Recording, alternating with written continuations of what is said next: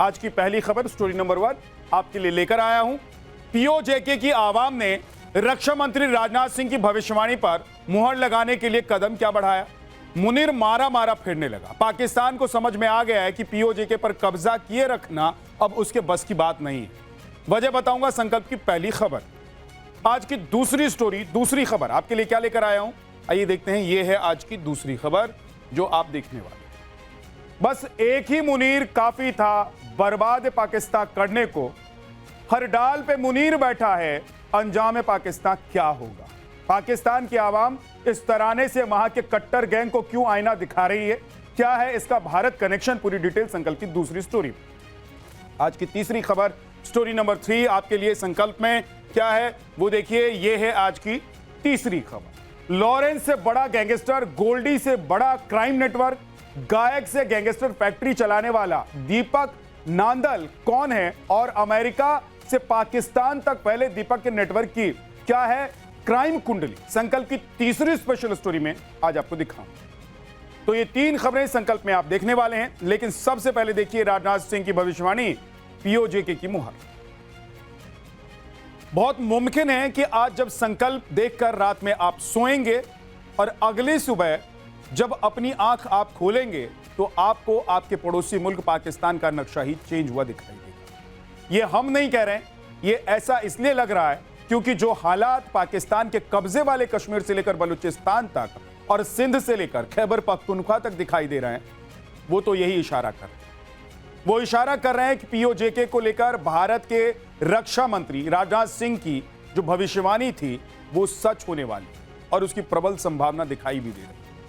राजनाथ सिंह ने कहा था कि पीओजेके पर बलपूर्वक कब्जा करने की जरूरत नहीं पड़ेगी। मुनीर एंड कंपनी की करनी ही ऐसी है कि वहां की कंगाली और बदहाली झेल रहे लोग भारत के जम्मू कश्मीर में हो रहे विकास को देखकर खुद ही भारत में शामिल होने की मांग करें और पीओजेके खुद ब खुद भारत का हिस्सा बन जाए। फिलहाल ग्राउंड रिपोर्ट्स में पीओजेके से ऐसी तस्वीरें दिखाई दे रही। पाकिस्तान के कब्जे से कटकर पीओजेके खुद ब खुद भारत में मिल जाएगा। लगता है भारत के रक्षा मंत्री राजनाथ सिंह की इस भविष्यवाणी ने साकार होना शुरू कर दिया है, क्योंकि पाकिस्तानी कब्जे वाले कश्मीर से जो तस्वीरें आ रही हैं, कब्जे वाले कश्मीरी जैसा संघर्ष कर रहे हैं, वो इसी और इशारा कर रहा है। पाकिस्तानी कब्जे वाले कश्मीर ने 78 साल में पतन की पराकाष्ठा पार कर दी है। न लोगों के पास खाना है, न दवाएं, न पढ़ाई लिखाई। ऐसे में सड़क, बिजली, पानी की बात करना तो बेमानी है। मुनीर की ग्रिप से निकलने के लिए पीओजेके छटपटा रहा है। बच्चा बच्चा इसकी गवाही दे रहा है। एक तरफ जहां पाकिस्तानी कब्जे वाले कश्मीर के लोग मुनीर की ग्रिप से शांतिपूर्ण प्रदर्शन करके आजादी की मांग कर रहे हैं, तो वहीं दूसरी ओर बलूचिस्तान के लोग आर्य पार की जंग छेड़े दिख रहे हैं। जगह जगह मुनीर के गुर्गे पीटे जा रहे हैं।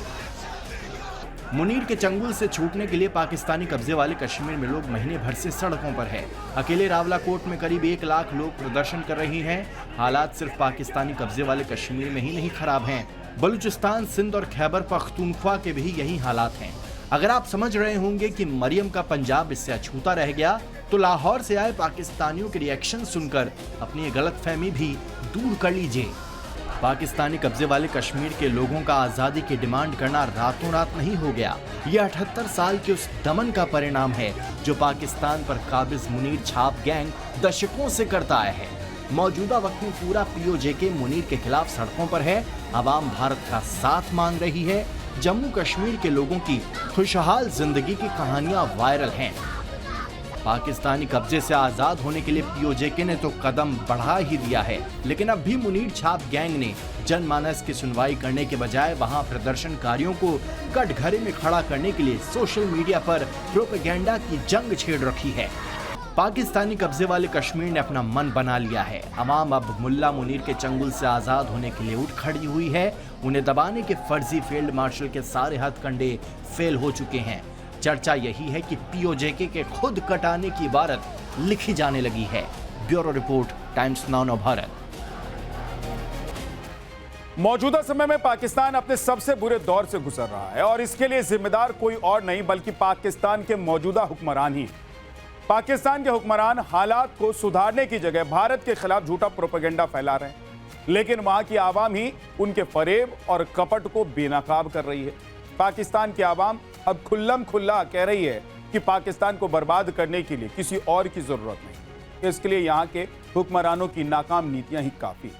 मौजूदा हुक्मरान पाकिस्तान के लिए कैसे भस्मासुर बन गए, देखिए।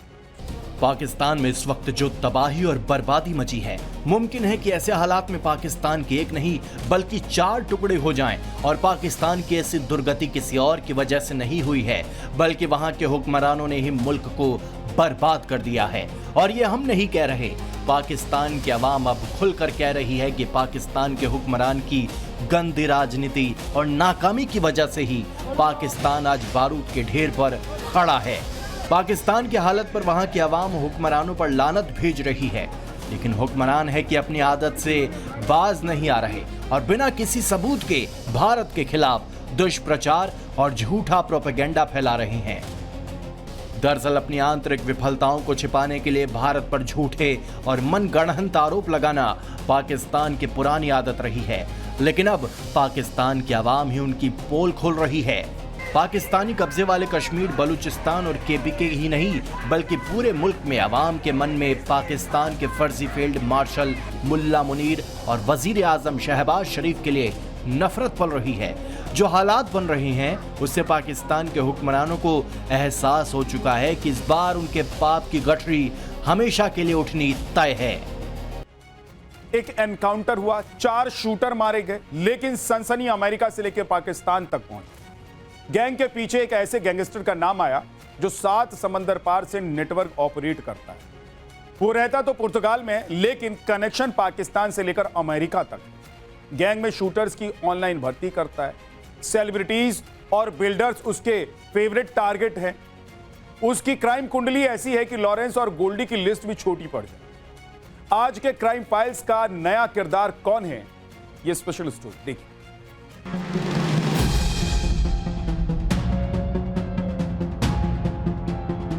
इंटेलिजेंस इनपुट थी कि कुछ लोग गुड़गांव में फायरिंग कर सकते हैं। उन्हीं में से एक व्यक्ति फायरिंग का वीडियो बना रहा था। देखो, इसमें दीपक नाम का व्यक्ति है जो कि आपराधिक उसका रिकॉर्ड है। उस पुर्तगाल में बैठकर अपना नेक्सस चला रहा है। नए नए जो शूटर्स हैं उनको हायर करता है, खासकर से जो छोटी उम्र के शूटर्स हैं उनको हायर करता है।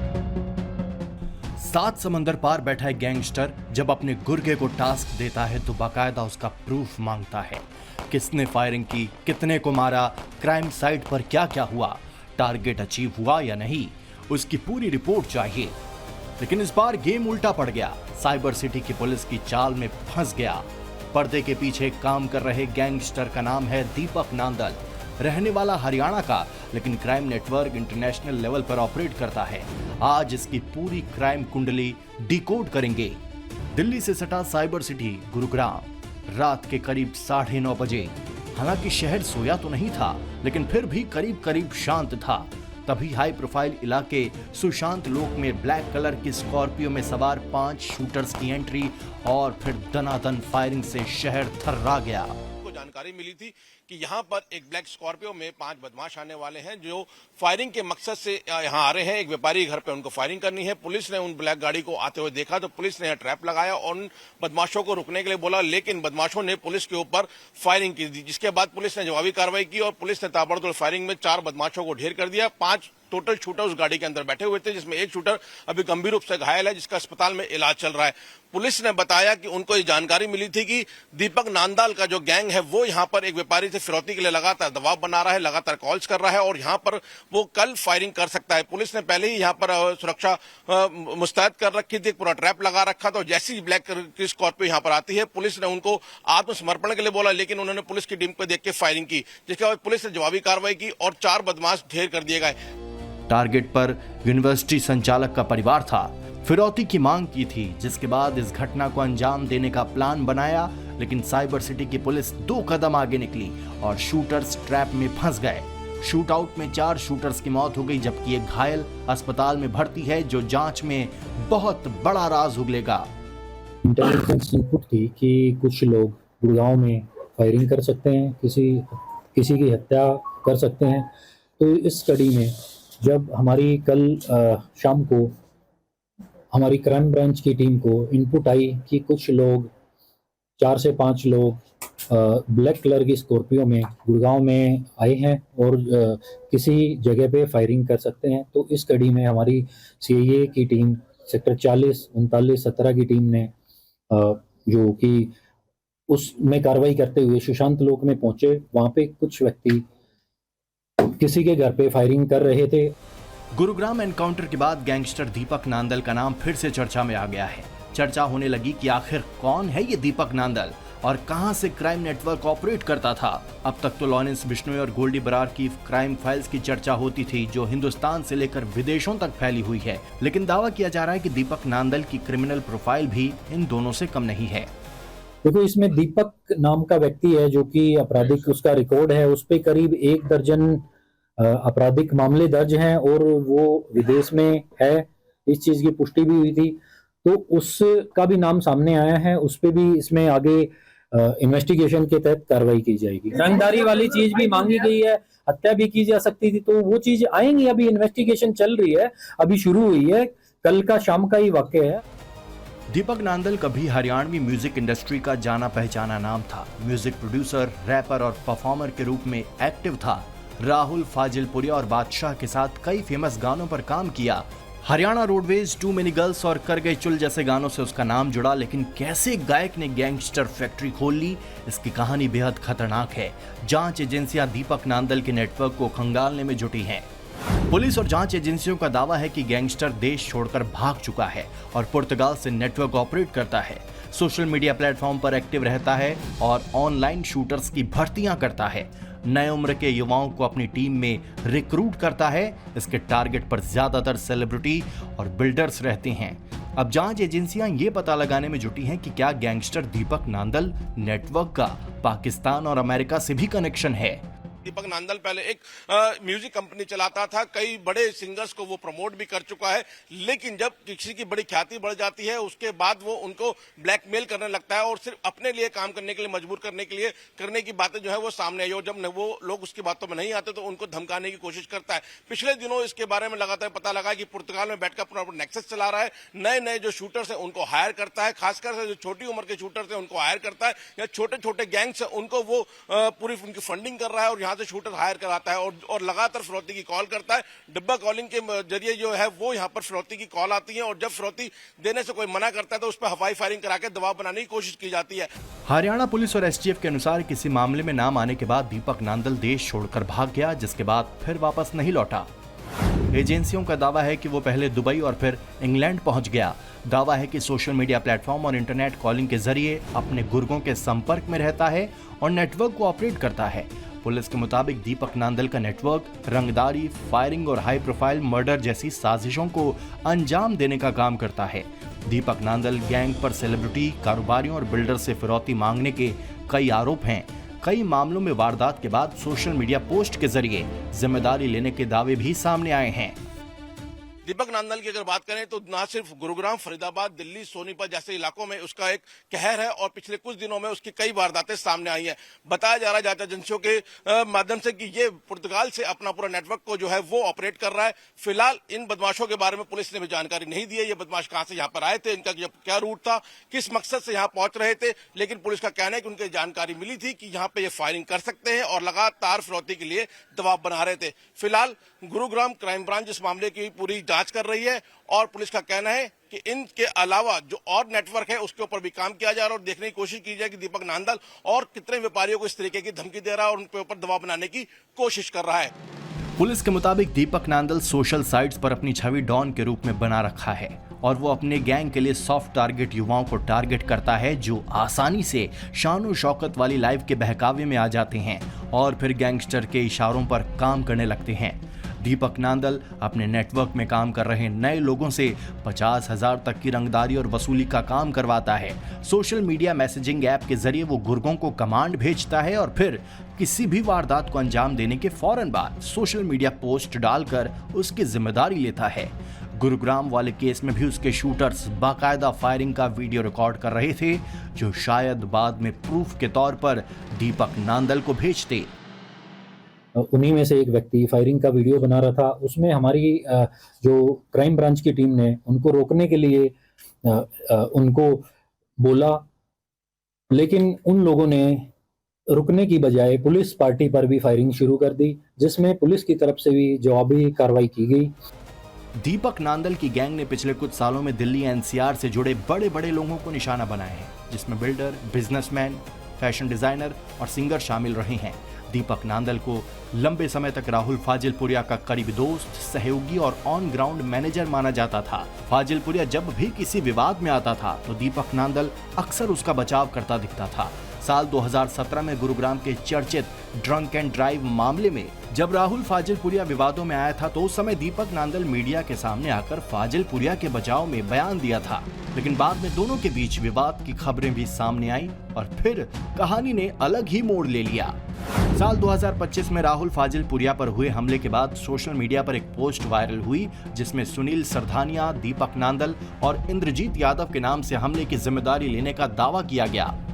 पोस्ट में आरोप लगाया गया कि राहुल फाजिलपुरिया ने दीपक नांदल से 5 करोड़ रुपए लिए थे और वापस नहीं किए।